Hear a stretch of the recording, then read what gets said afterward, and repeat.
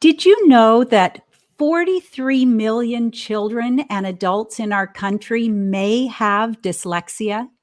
Dyslexia is now considered to be the most common language-based learning disability, with most sources citing an estimated 15 to 20% of school-age children as being dyslexic. Today, we're going to talk about correcting dyslexia and the research behind it. This is LD Expert Live.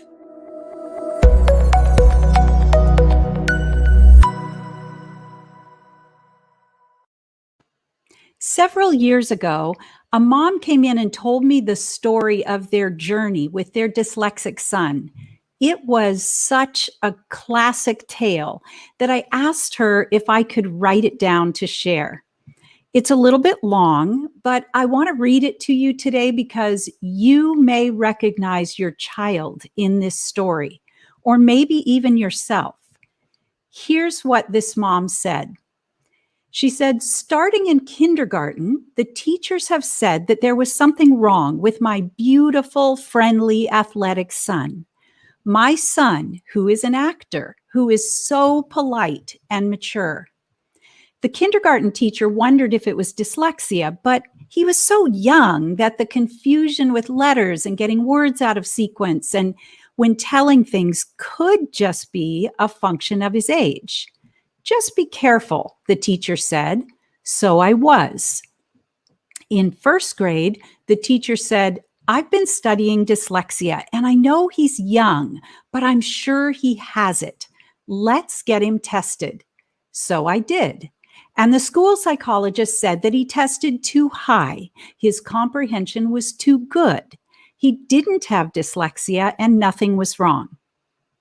Nothing was wrong. But my son couldn't read or write without a huge struggle.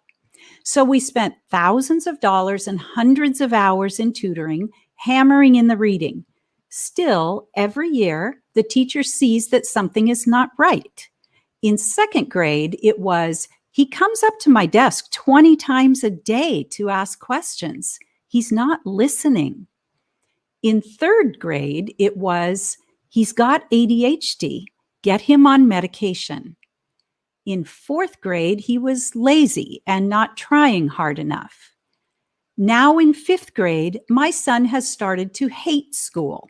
He's cute and easygoing, intellectual and athletic, still acting and so normal in every way, except when it comes to reading and writing, especially writing. The words get jumbled in the sentences. Words he memorized for his spelling test are coming back completely misspelled when he writes. His papers come back with D's and F's and comments like, really? This was an open book test and this is the best you could do? Today, my son said, I don't think I'll make it to sixth grade. This mom went on to say, after reading an article on dyslexia, I realized that it was describing my son and my husband and myself, my mother and my grandmother. My grandfather. She said, if you had asked me yesterday, I would have said there was no history of dyslexia in my family, but now my 82-year-old grandfather to this day cannot read or write. He passes birthday cards to my grandmother to read, blaming his vision. My mother sometimes says things that make us all wrinkle our brows as she puts words in the wrong place in sentences and mixes up sounds. She laughs it off and says, oh, you know what I mean. My husband is brilliant and accomplished, but I can't let him read to my son anymore because he reads so haltingly and leaves out or mixes up words. I have to correct every email he writes because the spelling and word order are atrocious. And me, well, I was a terrible student. I worked so hard and so long, but I never got good grades. And when my high school counselor asked what I wanted to be, I was told that what I'd set my sights on since second grade would not be possible for me, not with my grades. Thankfully, I was creative and started my own successful business while still in high school. She ended by saying, "I want a different story for my son." This is a story that we hear over and over from parents. Today, we are talking about dyslexia with one of the experts in the field. You can have a different story for your child. Welcome to LD Expert Live, your place for answers and solutions for learning differences, dyslexia, and attention challenges. We're live every Tuesday at 10 a.m. Pacific. I'm your host, Jill Stowell, founder of Stowell Learning Centers and author of At Wit's End, A Parent's Guide to Ending the Struggle, Tears, and Turmoil of Learning Disabilities. This book will help you better understand your smart but struggling student. You can go to parentsatwitsend.com to get a free copy.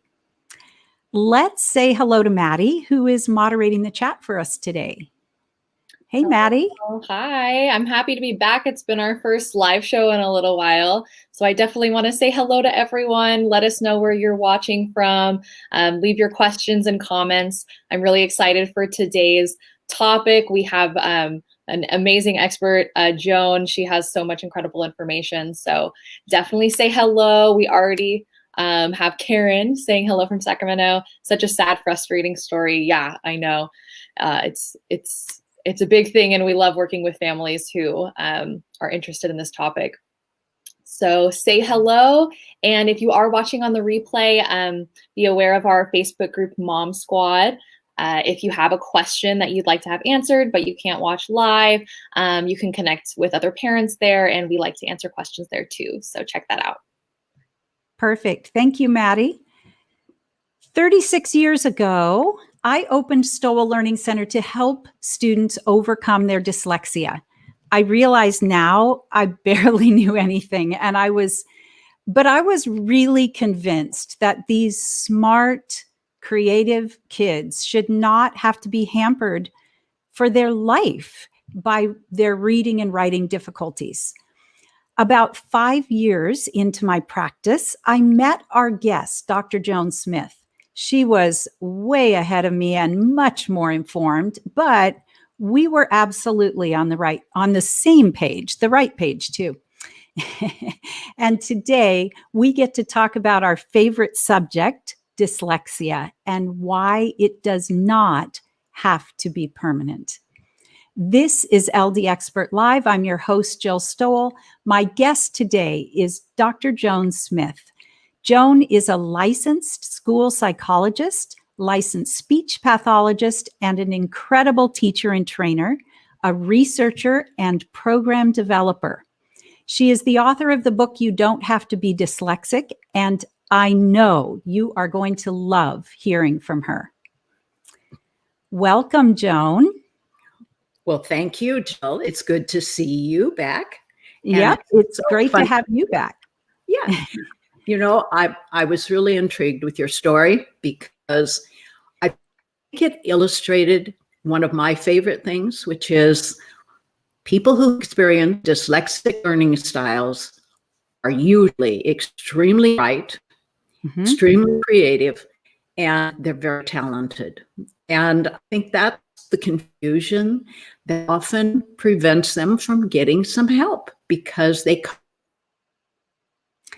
Yeah, you're absolutely right. They are able to cover it so well because they're smart and they're talented. And a lot of times people don't, they kind of look at these kids, and because they might be very verbal or, very talented in other ways or good at other things, they just feel like they're not trying hard enough. Yes. And that's what they're told. You know, if just try harder, you could do it. So they feel their problem, something that they're not doing, and feel guilty about that. They hide that too.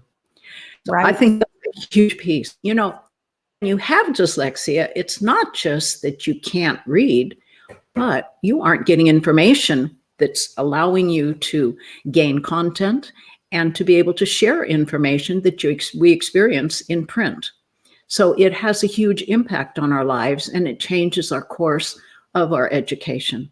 So it's really important for us to recognize it and do something about it.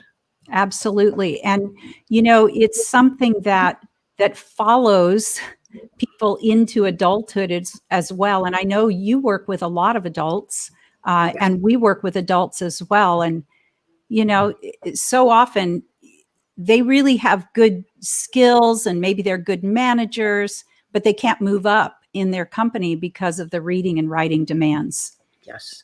So. And, most of the time with the adults, what I'm seeing with them is that they're having difficulty with comprehension. So they can read words at that point because they've experienced them for so long, but they're not getting the information from it. Mm-hmm. And I had a wonderful gentleman who I thoroughly enjoyed. He phoned up and said, "Did I have a back door?" And I said, "What, a back door?" "Well, I don't think there's one on the clinic." And he said, "I didn't want anybody seeing me coming in." And so obviously, he was embarrassed to come in and say I had an issue, but he knew he had needed help. And he finally made it in the front door. And he was an interesting person because he was a bank manager. And it moved up a great deal, and the banks were being changed now, and he had the option to move into a very responsible position in the new bank. So he was like, I need help now. And that made a big difference and was doable. So, people have heard about dyslexia for years, but most people, when you hear dyslexia, you think, oh, they just flip everything backwards. Mm-hmm. But let's talk a little bit about what dyslexia is. Well, I think let's go back just a little bit further. Even about 40 years ago, we started being able to, if we identified someone as dyslexic in our clinics, and you probably had this too, we could then get them help for taking the bar exam. They could have more time, or they could, get all kinds of accommodations. And that was true on almost all of the different examinations or jobs that you needed to have. You could get accommodations. But the schools didn't recognize dyslexia as being a reality. Right. They said, well, that's just part of the reading problem or something else. And they didn't see it as any different. So it's only been in about the last 10 years that the schools have suddenly said, whoa, what is this? I was at the school psych conference last year, and all the psychologists were saying, how do we test for this? How do we know when someone's doing that? And I kept saying, this is a no-brainer. What you're going to see is either they have trouble holding and recognizing the symbols in the first place. They've had trouble in gaining vocabulary because they don't recognize the words. Mm-hmm. They have trouble with the timing.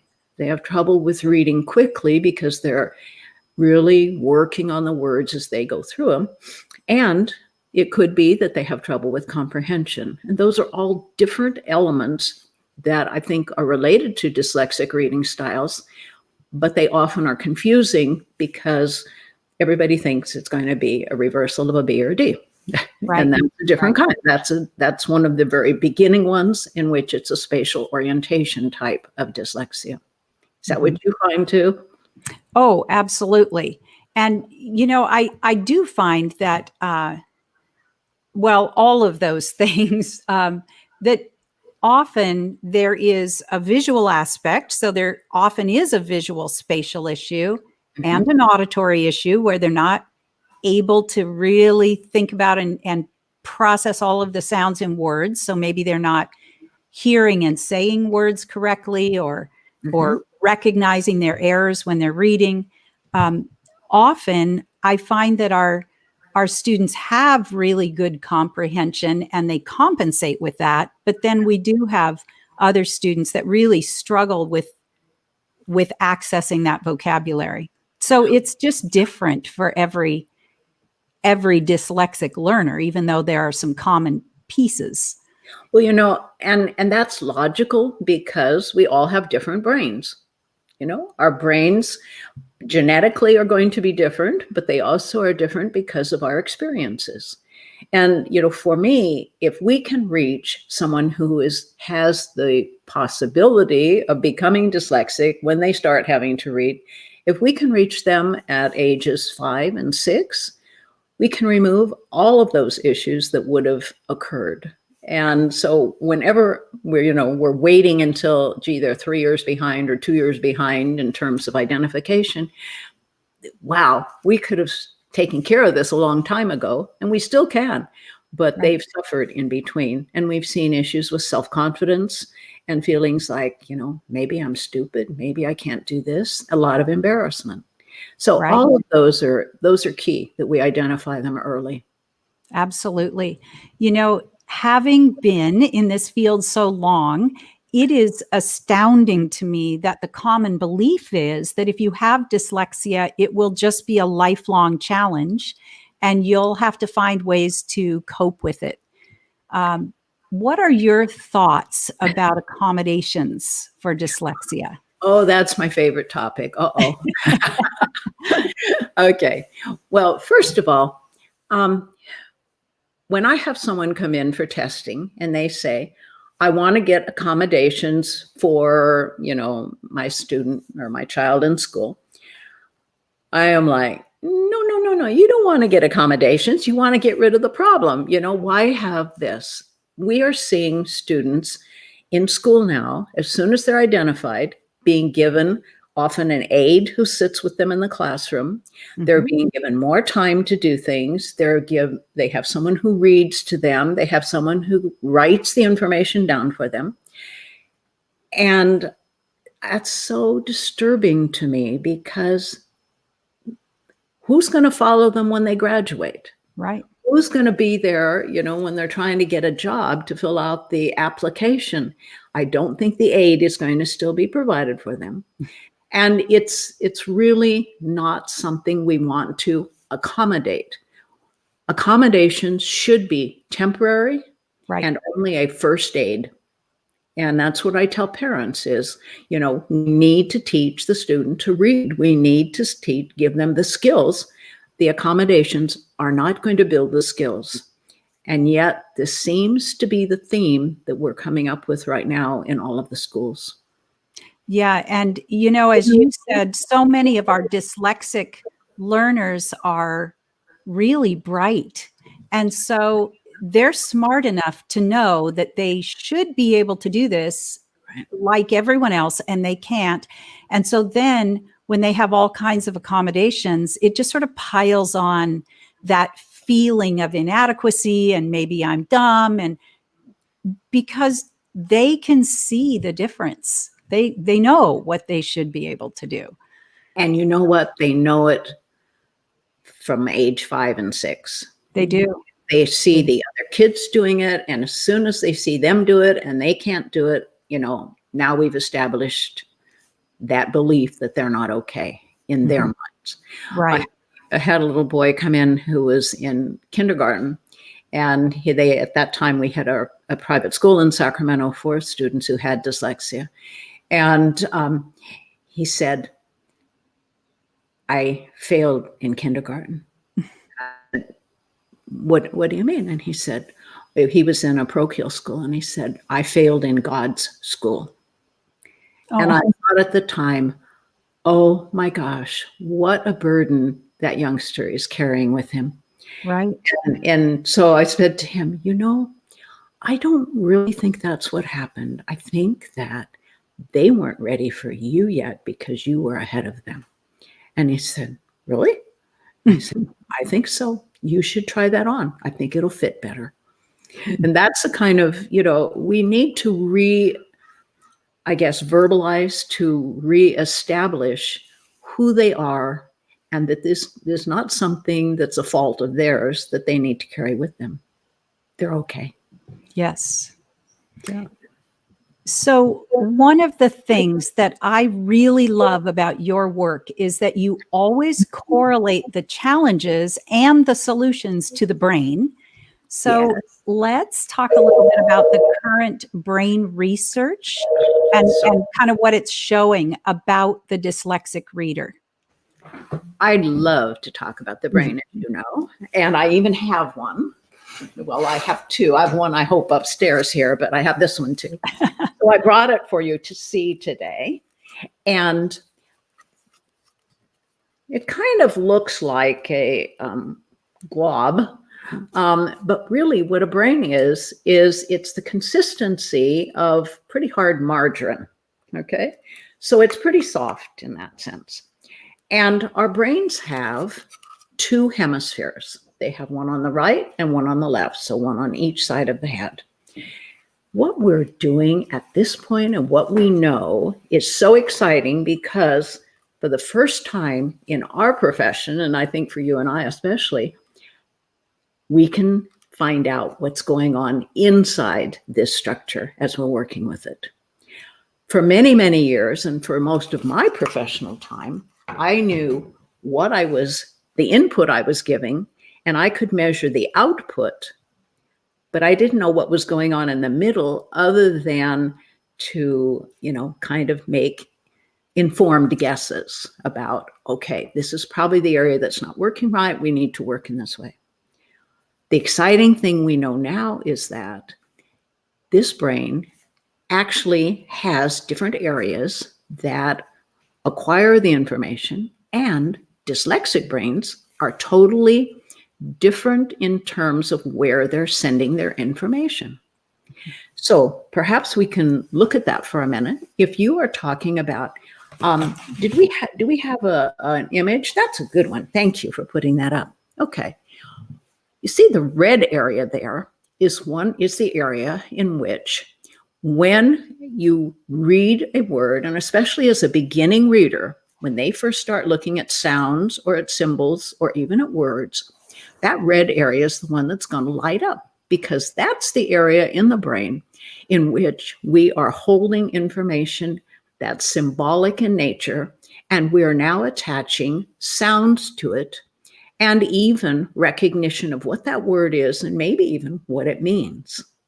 Now, the interesting thing that we're finding happens is that for dyslexic readers, they are primarily activating that green area. Well, the green area that you see is up on the frontal lobe in the brain, and this is the area that primarily has always been responsible for articulation. So when you talk, that area lights up. If you were to have an injury to that area, you would not be able to speak. And so, that's one of the reasons we know how that works, and we've known that for many years. But our articulation area is the area in which, if you are working on sounding out a word, that area is going to light up. That yellow area in the back is the key area for good readers. If you're a strong reader, what's going to happen is you're going to go to that area, which is actually called the occipital temporal lobe, and it's in the back of the brain on the left side, probably. Now let's just talk about side for a minute, because we have the two hemispheres in our brain. One hemisphere is responsible for language, and one is responsible for more spatial organization types of things. And they do share a lot of their information between the two of them. If you are primarily a right-hander, your information is actually going to be more likely on the left side of your brain. That's where you're going to be doing your reading, and most of your language is going to be coming in. And 90% of right-handers read on the left side, okay? People who are left-handers, it's kind of half and half. 50% go on one side, 50% would be on the other. So we aren't always sure whether they're reading on this side or this side. And for most things that we do, that doesn't matter, because we're going to give that information and share it. Now, the language side of the brain then is absolutely key in processing reading. Now that we know that dyslexics tend to read up into the frontal lobe in the articulation area, we know that they are not activating the language part of the brain and the one that actually holds information like a good reader does. So this is going to mean we're going to make some changes in how we present information to individuals who have these issues. And I think that's the biggest key in why we're successful in relieving the symptoms that go with dyslexia, because we're actually going to target different ways of creating, I guess, pathways in the brain, connections, neurological connections, so that they actually begin holding information in the occipital temporal lobe, which is in the back of the brain. If you're a good reader and you're reading a novel and it's just playing before you and you're getting all that exciting information from it, basically you're operating off of that part of the brain. You're not operating up here off of your articulation area. Your brain, one quick way of checking that for yourself is if you read something out loud, you actually read it word by word by word by word. If you look at those words and you scan across them, you're getting that information, but your inner voice, that voice in the back of your head, reads it much faster than you can if you're having to articulate words. So it makes a difference if we're activating that area in the brain. Now, it's interesting because when a new reader starts to try to learn to read, it activates this area right up here, which also has been called Wernicke's area, or it's also our parietal temporal lobe of the brain. It's right in here, kind of above your ear. And they usually will see a word, figure out what it says a couple of times and add that meaning to it, and then it's stored in the occipital temporal lobe. If that person looks at that word and is trying to figure out b, a, t, and trying to put those sounds together, you can already see they're doing it with their articulators, even if it's inside their head, and that's sending it up here to that frontal part of the brain. So every time we sound out a word, we activate what's called Brokaw's area, which is the frontal part of the brain. And quite honestly, one of the things that I really focus on, and I work with teachers and clinic staff, is to begin avoiding sounding out words, because we know that it automatically sends it to Brokaw's area. And instead, we have ways of teaching that we do not have to do that. And we don't have to create that fluency issue in reading that is so important for all of our readers.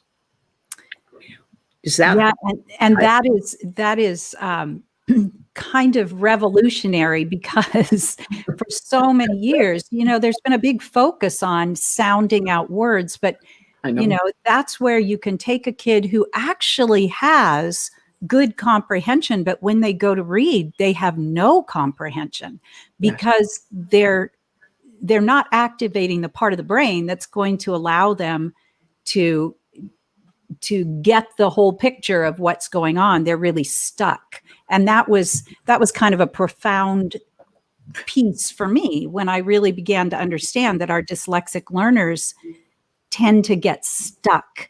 And so we think we're doing a good thing for them, having them sound out each word, but in reality, we might be perpetuating their being stuck there. And, I think, yeah, exactly. I think we've trained them to be dyslexic in that sense. So if they have the difficulties at all, and we have them go through that process, they think that's how they have to read. Mm-hmm. The underlying issue there, though, is memory. Okay, so it's their visual and their auditory memory, but the visual memory of looking at a word and automatically saying, I know what that says. Mm-hmm. If we have connected that, what the word is, what it says, it's automatically going to be stored where it ought to be, and the pathway is going to be activated. If we haven't the adequate memory to do that, and, that's always been my belief, that most of the youngsters who come to us who have difficulty in beginning reading have memory issues. I worked with a gentleman, 27 years old, and he could not hold a single symbol and connect. We spent 3 weeks on the B sound and the A short vowel, ah. And I would show him the symbol B, and he would say, and I'd say, it says B, and he'd say B. And I go, good. What is it? And he'd say B. And I'd say, and this one says ah. And he'd say ah. I'd say, and what was this one? Gone. He couldn't hold it. So we worked his memory in every way we knew how. And within 3 weeks, he could hold 2 symbols. And within 3 months, he knew all the sounds and he was beginning to read. And he became an effective reader, but we had to build the memory first to get him to hold it. He came to me, he was 27 then, about 20 years ago now probably, and said, my child's 5 years old, and I want to know what you did for me that I can do for him so that he doesn't experience what I did. And, so it is a memory issue in the beginning, I'm convinced. Sometimes it's an attention issue also. But if you're having trouble with your memory, it's really boring to sit there and look at these symbols. And so you begin to, show attention problems. And that's why the youngster that you mentioned at the beginning of our program today, was actually having people say he's ADD. He probably wasn't ADD. He probably was just bored, creative, and needed something to do. And so I think many youngsters who are called attention disordered actually have an issue of their memory's not functioning, or they're having trouble with, and that could be a visual or auditory memory. So they'd have trouble listening. They have trouble following directions, all those pieces. And then when the brain isn't going to be able to pay attention if it's not making sense. And so that especially a creative brain, because they can go off and so easily entertain themselves. Yes. Hey, let's check in with Maddie and see who's joined us in the chat and what kinds of questions and comments people have for us. All right. I loved all that, Joan. That was such great information. And I was thinking about my husband. He's actually dyslexic, and he told me that they thought he had ADHD as a kid, which blew my mind because he has incredible attention, like way better than me, like such good attention. And I'm just like, how would anyone think you have an attention problem? But that totally makes sense how it can appear that way in the classroom. We do have a few questions from the audience. The first one, how do I know if my child has dyslexia? Well, we usually, first of all, and Jill, you might want to pop in on this too, because it fits with what you were talking about earlier. But the first thing that I look for, or that I hear from parents, is the teacher says they're not holding words. They're not able to remember their words. They are confusing the order of the words. Sometimes they're confusing the order of the symbols. They'll say form is from, was is saw, okay, those types of things. And those are a visual spatial type of disorganization. When we're talking about a student that's a little bit older, they're usually, let me give you a little caveat on this one. Many of our kids who have dyslexia have figured out that it's better to not do your work, or not do your homework, or not, cooperate, than to be found out that you're really stupid, because that's what they immediately assume when they can't do it. Okay. So many of the students who have trouble turning in their homework, students who, can't fill out the worksheet, all of those kinds of things, I immediately say, we need to intervene. It doesn't matter if we have a diagnosis of dyslexia. If we've got the symptoms, we need to change it, and we need to develop the skills that they need so that they can do those types of things. So I look for, they're behind in reading. The teachers are saying that they're not trying hard enough. Watch that one. And it could be that they're having trouble with remembering the information that they're reading, especially if they're a bit older. Those are just some of the things that you'll see. Yep. And sometimes kids will they'll work so hard on their homework that homework comes back to the classroom and it looks like they're getting it, but then they do terrible on tests.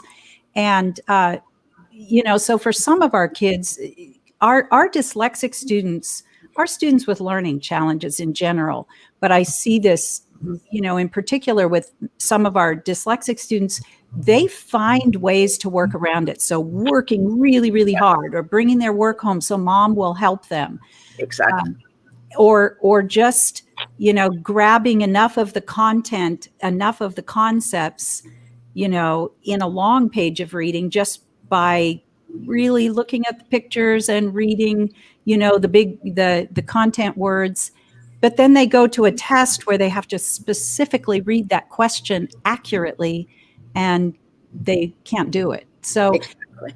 yeah. One that I just was talking with the other day is a mom who's doing obviously distance learning at this point, which is just raising havoc for all of our kids who have any issues at all. And so the child has to do these activities on this computer, and she can't read. So the mom is sitting there whispering the words to her so that then she can say them.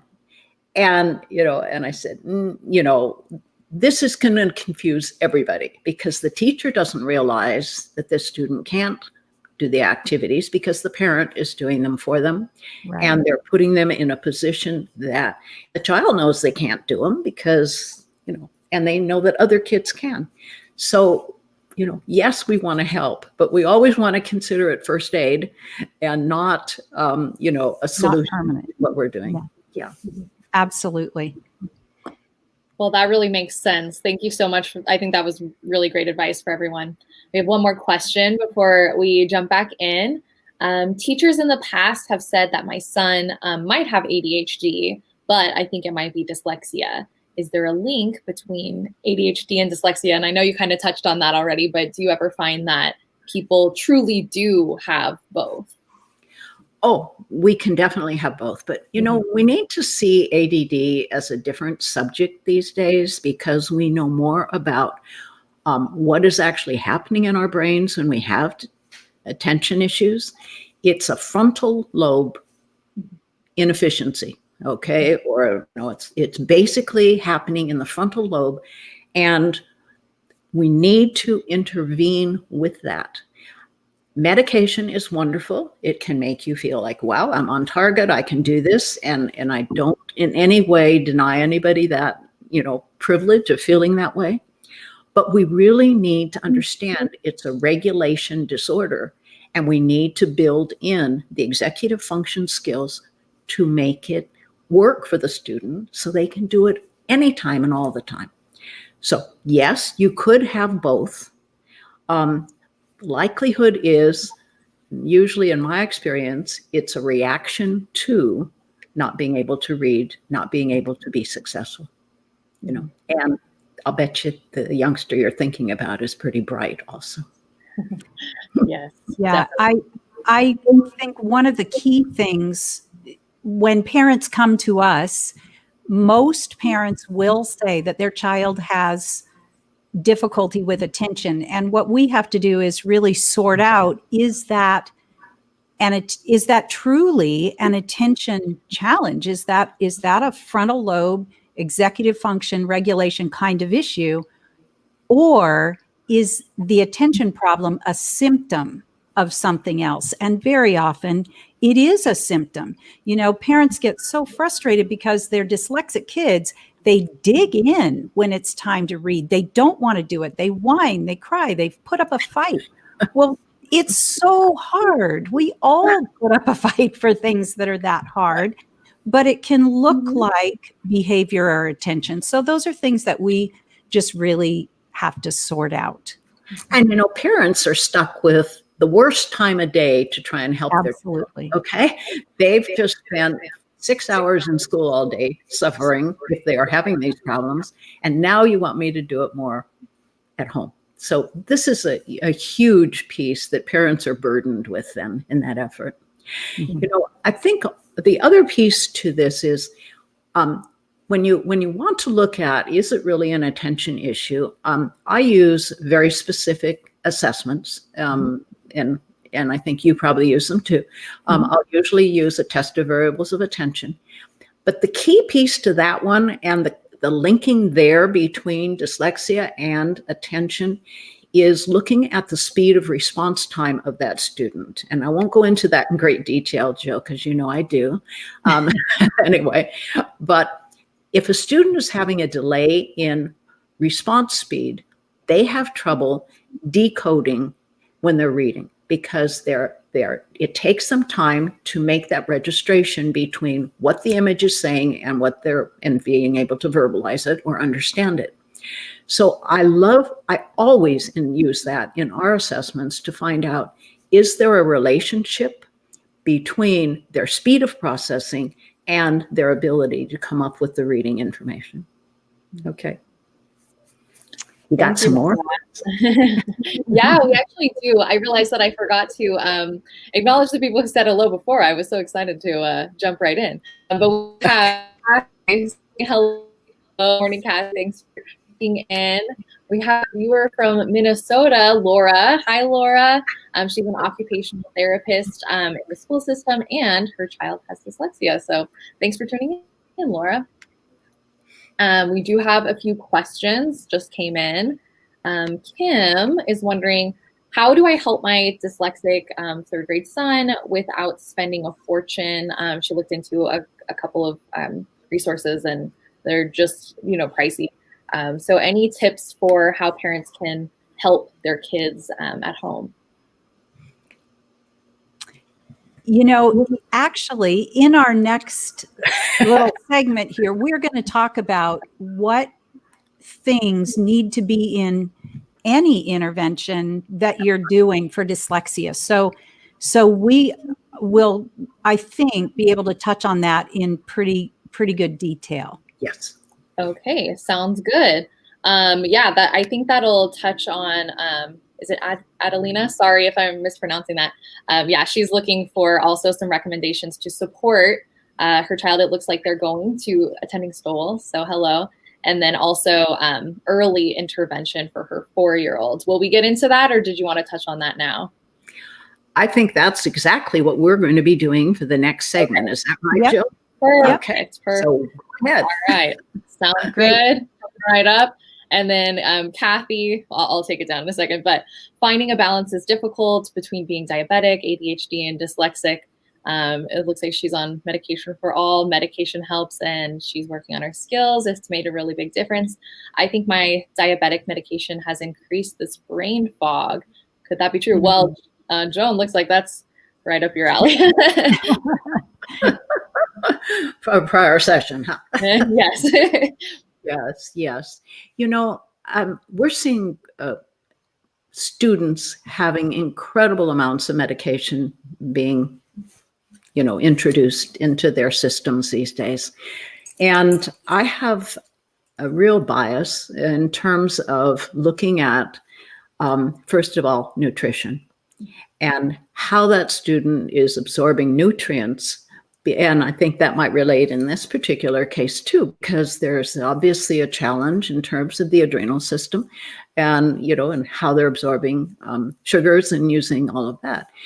And so I like to look at that and to see, are there any ways in which we can simplify, what's being ingested, what we need to add to that student in order to help them be successful. And, we see tremendous differences in once we can identify if there are certain nutrients that are setting that student off. And that's a whole other, hour-long session. So perhaps we should give some ideas about how to help dyslexia. Sounds good. And right. Kathy, Joan actually had an amazing, another show with us where she does talk about that cognition. So you can probably go back and watch that one. I think it might be helpful too. Yes. But I will say to that parent that is one thing that definitely can happen is medications can can kind of cause some brain fog. And so, perhaps if you, in addition to your traditional doctor, because we certainly can't give any medical advice, but check in with a functional medicine doctor or a naturopath, see what you can learn about the diet and what might be helpful there. That can make a difference. Yeah. Yes. All Yeah. right. Sounds good. Well, those are our questions. So keep posting them if you do have them, and we'll be checking back in at the end. All right. Thanks, Maddie. This is LD Expert Live. I'm your host, Jill Stowell. We've been talking to Dr. Joan Smith, author of You Don't Have to Be Dyslexic, about the brain research around dyslexia. Most people still believe that if you have dyslexia, you're kind of stuck with it. But we have known for over 30 years that dyslexia can be corrected. So I want to talk about in this segment what is needed in an intervention in order for it to be effective in changing dyslexia. And I think this is really relevant to our parents who now see their kids at home, with distance learning. They see this and they want to help. And also for teachers, because now schools are starting to have to at least acknowledge and try to address dyslexia. So this is some important stuff. What needs to be in an intervention? Great. I'd like to introduce Susan Smith, who will be joining me here. And if we can sneak her into the picture also. There's two of us. Cool. Thank you. Susan and I've worked together for a number of years. We no longer count, I think, because that's been my best act on it. And Susan has worked as our clinic director. She is finally consented to come to where we are in Monterey this last year. And she is probably one of the finest therapists that I have ever known. But she knows I think that about her. I would like to share with you a number of things that we're looking at. And Jill, you can kind of guide us if you would like on through this. When we first start working with someone who has any kind of a reading issue, and I know there's a comfort in saying it's dyslexia, but sometimes it's difficult to just make a label like that. And so we need to just jump right in and say, this is what we need to do in order to resolve this so that it doesn't become a long-term issue for you. Okay. And the first thing that we do is, if we're starting with a beginning reader, we're going to begin with a program in which we introduce the sound and to the symbol. And that's a key element, so that when we say the sound of the word and we put a symbol out there, we want that connection to occur. Mm-hmm. And in order to be effective with this, and I think one of the biggest problems we have with most of the introduction to reading programs is they give too much information for the memory to handle in the beginning. And so we go to no more than 7 symbols, and we'll use 2 short vowels because they're easier. We want to build those in because it's easy, for instance, to look at an A and say it's A, but it's more confusing to say, oh, that says A or I. And we also like to use vowels that are pretty far apart so that they don't sound alike, like I and eh sound really a lot alike, right? And they do. And some of those. So we use 2 that are far apart. And then we use symbols like the B symbol, but we don't use the D in for a long time. And as a result of that, we never run into a BD confusion. So that makes a big difference. Mm-hmm. M, the T, S, and I don't know if there's another one we use. I think those are primarily the ones, B, M, T, F, and F is another one we'll use. And with those, we can make a whole bunch of words. We can make a whole bunch of syllables. We can make a whole bunch of 2-letter ones. First, what we suggest doing is introduce just those symbols And you always introduce them with the sound, not with the letter name. I don't know. I've never had a student who didn't automatically learn the alphabet name of it. Do you find that too? Yeah. So we give them the sound that goes with it, and don't worry about this, what the basically the name of the letter is. So find me the A or find me the I. So they automatically do that. We're building at this point the pathway in the brain to hold the information. And we talked about this a little bit ago because we wanted to go directly into Wernicke's area for processing and then get storage automatically into the occipital temporal lobe for the reading. Now, here we divert from what is commonly called sounding out. And that is, we're going to introduce now two symbols together. So we'll put the I together, the I and the T, and they're going to automatically learn that when they see that, they say it. At, im. There doesn't even have to be real words, but they put two sounds together and they hold that. And when they can recognize those automatically, we go to 3. What we're doing here is we're building their memory, but we're doing it with a limited number of symbols, and it can happen fairly rapidly. I saw Susan work with someone that we had just been testing, and he started out with the sounds, and then pretty soon they were working on 2 letters, and she already had him going into the 3 letters within a few hours. And it was like, whoa, he can get this system pretty quickly. When we're doing that, we've now built in the memory, and we're building in the recognition of clusters. Okay.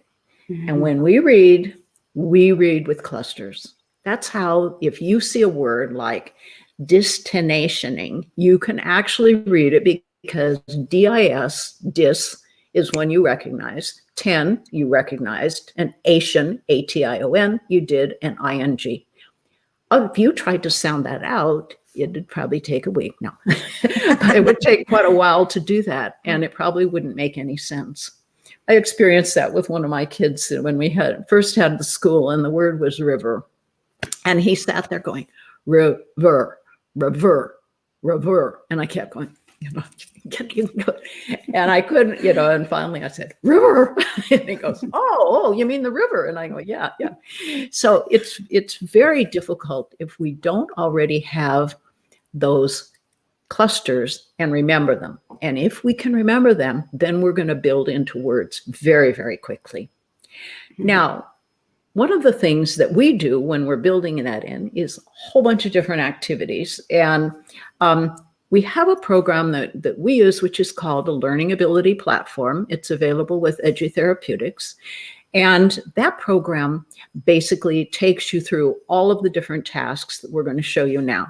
So that's something you can look at and get some ideas from, or you can actually use that program. First of all, one thing we like to do is something that Susan's an expert on, and it's called word flash. And I think I have some words here, but I don't know. There they are. They were hiding. Susan actually started this program, and I have, for me, it's been like, whoa, this is so cool. It works beautifully, right? Okay. So I'll let her show you one of the cards, and because she knows exactly what to do with this, but. All right. So can I use you as a? Oh, good grief. Okay. Yeah. Good thing I've memorized the cards. Okay. Okay. Good. So maybe I can scoot back a bit. So okay. We can show them what you're going to show me right. first. Okay. Yeah. Okay. All right. Okay. All right. So maybe we could do both here. So I'm just going to flash this card really quickly. Okay. Oh, okay. But don't worry. You don't need a lot of time to get it. Okay. All okay. right. Okay. So here we go. Okay. Did you see it? I did. I did. Okay. All right. Let's see if they did. Do you want to flash it to them directly? Okay. Okay. You All think right. they got it? I don't know. We'll find out. Well, we just need to know that you got it. I got it. That's the important piece, right? Okay. So what you're gonna do now is you're going to tell me what you saw. Okay. So dear. I know. Okay. We have entertainment. I saw vocal. vocal. Yes. Wonderful. Yes. Okay. So I'm not going to give a lot to look at No. these. Maybe you can be able to see them in you as Okay. well. Okay. So here's your next one. I'm ready. Oh, these are getting longer, you know. Mm. Okay, I have it. All right. The word was fluent. Now, I want to point out a couple of things here. She didn't leave it very long for me. She wasn't very nice about that. You know, she just showed me really fast and down. But what's happened to me was I had to hold that image, hold it in my brain, and remember it. And I can already spell that word, but if it were a word that I wasn't familiar with, I could actually spell it if she asked me to. And this really connects in your brain. You're building memory. You're building, of course, knowledge of those words, but you're also recording the sequence of letters in your brain and you're holding them.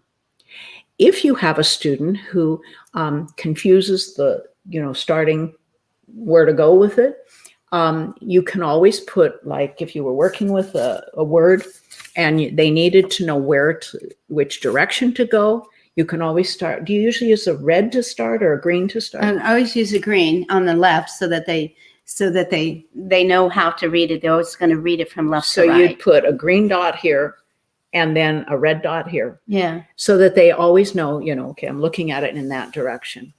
This is a really good technique you can use that with your beginning letters.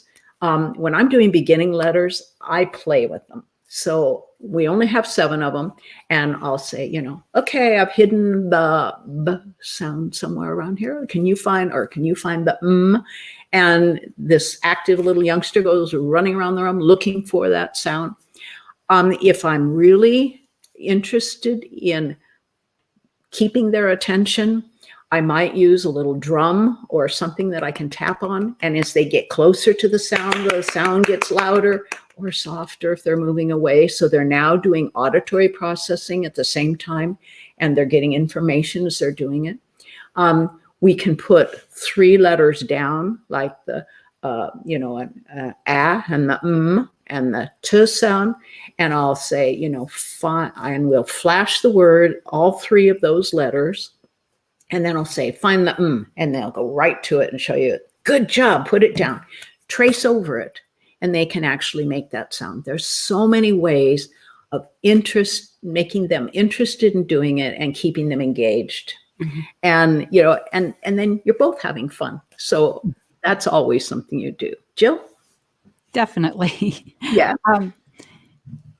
Well, those are great suggestions. And that flash words, it really can also build to holding more words. Mm-hmm. Absolutely. Can you guys demo that? I don't think we have one right here. Don't have enough cards? Okay. Yeah, but one of them would be, you can do phrases, mm-hmm.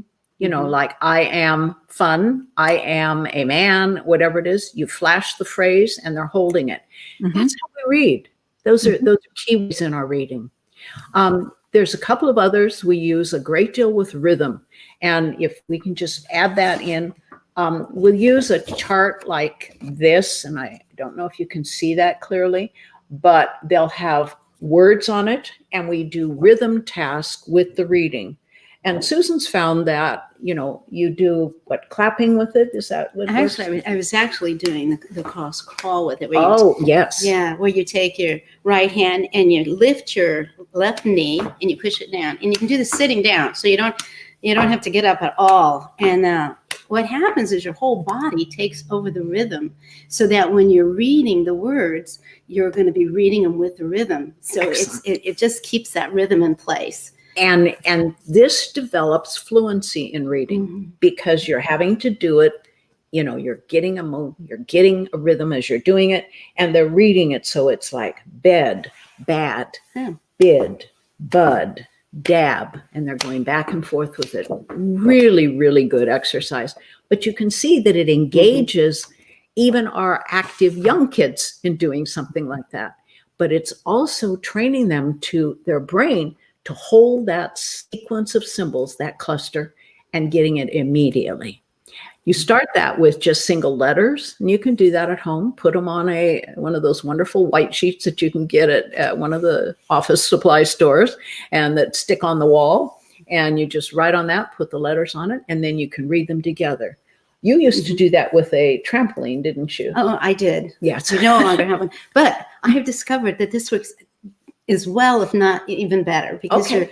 you're moving both your hands and your feet at the same time, and talking about getting both sides of the brain to work. And it's amazing for fluency and accuracy. I've seen huge differences. You can even do it with sight vocabulary, sight words, Yes. where they have to read the sight words. And there's a huge difference in learning them that way. It is. know. And So- and it becomes something that's very quick for them to do.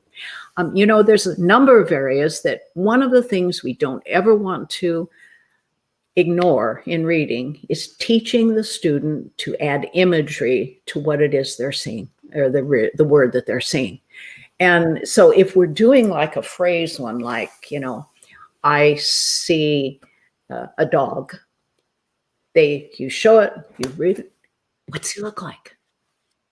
What color was he? Where is he? In other words, have them anchor words into that wonderful imagination of theirs, but it's also then connecting them immediately to what that word meaning is. And it's a wonderful, wonderful technique. If you were using the LAP, you'll find that there's a whole series of different exercises like this, but it's primarily going to move you through working from individual sounds to clusters to all of these different pieces. The other piece that we're really working on right now, and we've seen tremendous changes is we're actually feeding in the information to the language center in the brain. And we'll do that by using a single headphone on one side that we occupy the spatial part of the brain with music while we give them the information on the other side. And we've seen rapid changes with that also. So there's just so many things that we're constantly learning, adding to our repertoire in making a difference for these kids. And I think it's so important for us to keep doing that. And Jill, you've been great at doing that too. It has been a constant journey of learning, but it's really exciting. I love, love, love working with this population of students. We are, believe it or not, at the top of the hour. So real quickly, we want to understand these critical components and then build them into everything we're doing. So we need to think in terms of building memory. And you saw when they were doing that word flash technique, which could be done with symbols or words, they were flashing it very quickly. It wasn't giving the student a chance to dwell on it and think about it and sound it out. It was very quick because visual memory, visual processing is fast. Yes. So we want to connect to that part of the brain. We want to add rhythm. If you're working on times tables or spelling words or sight word development, add rhythm to that. It's regulating and organizing and is going to help us to retain that information. We want to definitely connect language, words that we're hearing, that we're reading, to mental images. Yes. So that we understand what it's about. And then I know one of the other things that we work on and that Joan has built into the LAP program is processing speed. So all of those pieces, those 4 pieces are really critical to any intervention that you're going to do for dyslexia. The LAP program is the learning ability platform that Joan was talking about is a computer-based program. I have to tell you, it is very, very reasonably priced. And it does activate all those pieces. And so, Joan, do you have anything that you would like to share with people about how they could learn more about it or access it? Well, basically, if they go to the website, edutherapeutics.com, all of the information is there. And I think you shared with people my contact information, did you? We will be doing that. And they can also contact me, and I'll assist them in making any connections. And if they have certain questions, I'm always happy to respond via email on that. I think the most important thing for all of us, and the reason that the LAP is out there is because we wanted to have a program available that included all the components that you and I know so well are critical in target therapy and training our brains to hold information and be effective in reading. Mm-hmm. And, that's the main reason it's out there. The other piece is we wanted it to be accessible to teachers as well as schools. The clinics use it, but parents can use it at home too. And one of the things that's being added to it right now is a series of demonstrations that you'll get to see more of Susan on, in which for each of the activities, she shows other activities to do just using paper and pencil types of things that will augment it and give more opportunity to reinforce in them. It's so important to me to reinforce that our brains are marvelous learners, and they can change. So with any kind of appropriate teaching or therapy interventions, and the key here is think neuroplasticity. That means our brains can change, they can add information, and they can become very, very effective. We have that opportunity for all of our dyslexic learners, and there's no reason for them to experience frustration for their lives. Absolutely. Get it all in place for them. And we appreciate being able to share that with you today. Well, and I appreciate you both being here with us to share it and all of your work in this field, because it is truly incredible and has impacted thousands of children and adults. I want to just check back in with Maddie really quickly in case we have a burning question here that we haven't had an opportunity to touch on in our discussion. All right. Well, we actually don't have any more questions. It looks like I think people were pretty happy with the demonstrations you gave. So thank you so much, Joan. I did actually happen to check my email, and I got an email from one of our parents, Allison. Hi, Allison. She just wanted me to thank you guys so much. She wasn't able to log in to leave a comment, but she's been watching, and I know she has at least one dyslexic child, so she really appreciates it. And I think everyone else does too. So thank you so much. If you weren't able to leave a question, you're free to look at our Facebook group, Mom Squad. If you did have a question you wanted answered, we like to connect with our parents there, and parents connect with other parents there as well too. So be sure to leave your questions, and I'll see you next time. All right. Thank you, Maddie.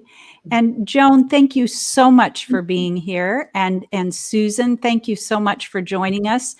You both have made so many contributions to the field of learning and attention and dyslexia, and it is always a joy and an honor to have you. Joan practices in the Monterey Salinas area in California. Her specialty is in developing and implementing targeted therapies for the resolution of learning challenges. Be sure and check out her books and the new Learning Ability Platform program on her website. This is LD Expert Live, your place for answers and solutions for learning disabilities, dyslexia, and attention challenges. We're live every Tuesday at 10 a.m. Pacific on YouTube and Facebook. So thank you for joining us today. Next Tuesday, clinical psychologist and USC professor Dr. Catherine Barrett will be joining us to talk about parenting your teens in the pandemic. As this pandemic goes on, the challenges and needs of your teens are changing. Dr. Barrett will be here to bring you up to date and give you keys to happier and more motivated, self-regulated teens. Stowell Learning Centers are open. We are seeing students remotely from wherever you are in the world, and on site with all the COVID precautions. We work with children and adults doing targeted brain training to improve thinking and learning. If you would like a free consultation for yourself or your child, give us a call or visit our website at stowellcenter.com. Thank you again, Joan, for all of your insights. And thanks to all of our viewers. If you are finding this broadcast helpful, be sure and share and subscribe, and we'll see you next week.